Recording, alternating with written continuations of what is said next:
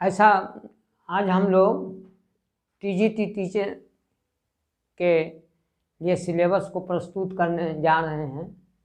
ऐसा ज्ञात हुआ है कि एडवर्टीजमेंट जो है तो झारखंड में टीजीटी टीचर के लिए जल्द ही आने वाला है, तो उसमें जो सिलेबस हैं उसके बारे में हम कुछ आप लोगों को ब्रीफ कर देते हैं, जिससे आप लोगों को फ़ायदा पहुँचे।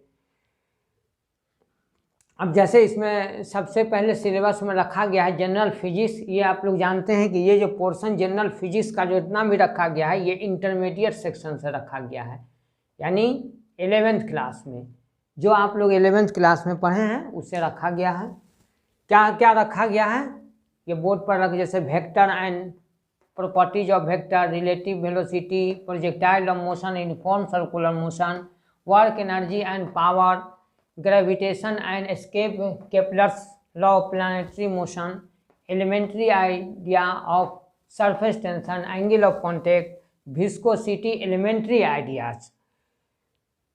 ये आपका 11th क्लास के सेक्शन से है। तो 11th क्लास तो आप लोग बेहतरीन से पढ़े होंगे, रिजल्ट बहुत तो उससे रिजल्ट हुआ, मार्क भी उठा, लेकिन यहाँ वो बात नहीं होती। उसी चीज़ को आप इन्वॉल्वमेंट में कहाँ कहाँ अटैचमेंट है इस व्यू से उसको पढ़ा जाता है और उस टाइप से कंपटीशन की तैयारी की जाती है। और जैसे फ्रूट काट के भी हम लोग खाते हैं, फ्रूट को काट के भी खाते हैं, लेकिन काट के अब नहीं खाना है, उस फ्रूट को जूस निकाल के खाना है। तो जूस निकालने के लिए तो आप कई है, मेहनत तो करना ही पड़ेगा। जो मेहनत नहीं करते हैं इलेक्ट्रिकल एनर्जी से पीस के निकालते हैं, लेकिन आपको इलेक्ट्रिकल एनर्जी नहीं पीसना है, अपने ब्रेन के एनर्जी से पीस के ये सब मैटर का जूस निकालिएगा और उससे जो तैयारी कीजिएगा तो आपको कंपटीशन में सक्सेस होइएगा। अब ये पोर्शन जो रिलेटिविटी लिया गया है ये बीएससी से लिया गया है।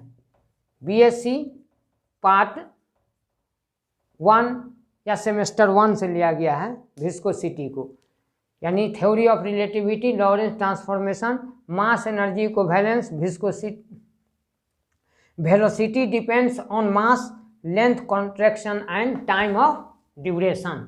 ये बीएससी से है। और अगला चैप्टर भी अब देखिए, ये heat and thermodynamics, optics, electrostatics, current, electricity, ये 1 2 3 4 ये चारों चैप्टर जो आपको दिया गया है सिलेबस में, ये चारों चैप्टर आप 12 क्लास में पढ़ चुके हैं। फिर आपको बोल रहे हैं कि 12 क्लास में हम लोग ने पढ़ा है मार्क्स लेने के लिए, लेकिन अब हमें पढ़ना है कंपटीशन कम्पीट करने के लिए, यानी इसके अंदर जो भी मटेरियल है एटमॉस्फेयर या वातावरण से अटैच वो खींचना है और इस पर आधारित क्वेश्चन जो बाहर से जोड़ा जा सकता है उसको हमको पढ़ना है, ना कि ये रटना है। अब जैसे ये उदाहरण के तौर पर जैसे अब जीरथ लॉ है, तो क्या जीरथ लॉ का स्टेटमेंट नहीं आएगा, उस स्टेटमेंट पर आधारित कोई भी क्वेश्चन पूछा जा सकता है। तो हम लोग जैसे 12 में पढ़े थे कि नंबर में आ गया कि जीरथ लॉ को स्टेट कीजिए, वो यहाँ नहीं होगा, उस पर आधारित क्वेश्चन वो है, तो उस टेक्निक से हम लोग पढ़ेंगे। तो इस सिलेबस देख के इतना खुश नहीं होना है कि अरे सब तो आईएससी 12 में पढ़े हुए हैं, वो नहीं है। इसके अंदर जो छिपा हुआ है उसको निकालना है। अब जैसे मुझे उदाहरण के तौर पर, जिससे मान लीजिए कि हमको बिल में सांप घुस गया है और उसको मारना है, तो पहले कोशिश है कि हमको सांप को बिल से निकालना है, उसके लिए आप बुद्धि जो लगाइए, उसके बाद तब उस पर अटैक करना है। तो यहाँ उसी टाइप से है कि इसमें जो है ये सिलेबस तो हम लोग सब पढ़ चुके हैं 12 क्लास में, तो लगेगा कि अरे 12 क्लास का सिलेबस है बहुत ईजी है, लेकिन नहीं, इतना ईजी नहीं है कंपटीशन निकालना। अब इससे अंदर क्या क्या छिपा हुआ है वो आप अपने ब्रेन के पावर से, रेट ऑफ थिंकिंग को बढ़ाना है और फिर कंपटीशन कम्पीट करना है। ये पोर्शन भी आप 12 में पढ़ चुके हैं। ये यानी मैक्सिमम जो इसमें सिलेबस दिया गया है फिजिक्स का वो 12 का ही है, और कुछ पार्ट 1 का, बीएससी पार्ट 1 का है। तो हमें सिलेबस देख के लगता है ऐसा, बहुत हम एक्साइटेड हो जाते हैं, क्या नहीं तो हमारा सब पढ़ा हुआ है, इसमें कोई दिक्कत नहीं है।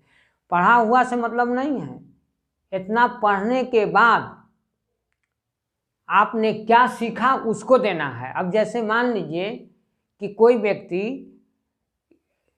व्यक्ति रामायण पूरा पढ़ लिया, पूरी अच्छी तरह पढ़ लिया, लेकिन उस पर किसी तरह का अपने ब्रेन को यूज नहीं किया और सवाल पूछ दिया गया कि उसमें राम जी का वो कैरेक्टर बताइए जो जंगल में इस पीरियड में किए थे, राम जी का वो कैरेक्टर बताइए जो यहाँ किए थे वो कैरेक्टर, तो ये वही आंसर दे सकता है जो उसको एकदम डीप पढ़ा हो। डीप तो डीप करना है आपको, ड्रिल करना है। किससे? इलेक्ट्रिक पावर से नहीं, मैकेनिकल पावर से नहीं, ब्रेन के पावर से उसको ड्रिल कर, तब आप आंसर दे सकते हैं। तो उसी टाइप से ये सिलेबस दे दिया गया है, इसको पूरी अच्छी तरह स्टडी करने के बाद, चूँकि 12 में पढ़ चुके हैं, करने के बाद आप अपने ब्रेन से ड्रिल से निकालिए कि ये इसमें क्या क्या निकल सकता है। ये सभी को मालूम है कि ज़मीन के अंदर पानी है, सभी को मालूम है, लेकिन पानी कहाँ पर है, कितने में नीचे है, वो ड्रिल करने के बाद ही पता चलता है। तो ड्रिल करने में कितना इलेक्ट्रिक एनर्जी खर्च होता है ये आपसे छिपा हुआ नहीं है। तो आपके ब्रेन की एनर्जी जो जितना खर्च करेगा वही कंपटीशन में सक्सेसफुल होगा।